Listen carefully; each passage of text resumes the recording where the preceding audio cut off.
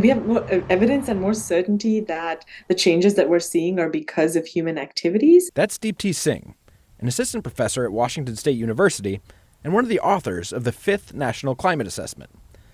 The report details how our world is changing and what kind of risks we face if we continue to burn fossil fuels and spew carbon dioxide into the atmosphere. There's more carbon in the atmosphere now than at any point in the last 800,000 years, according to the report. And that carbon, it acts like a blanket, warming the climate and making things like wildfires, droughts, and heat waves more intense.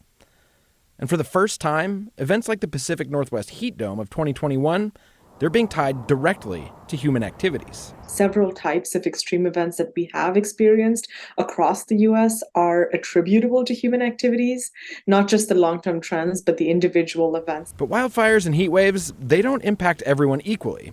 And it's often the most vulnerable people, low-income communities, people of color, and indigenous tribes, who have done the least to create the problem. They're contributing less to the problem, they're consuming less resources, and yet the exposure that they experience to climate hazards, partly because of where they're located and because of their limited access to healthcare and to resources to respond, does make them more vulnerable. Now, there were some nuggets of good news tucked into the report.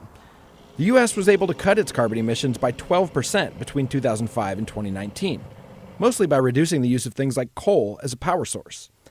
But, Singh said, we are still not on a great trajectory. If we want to reduce our emissions and we want to limit our warming to about 2 degrees Celsius, which is what is consistent with our commitment to the Paris Climate Agreement, we need to be getting to net zero by the mid 21st century. That's by 2050. And we are not on track to do that.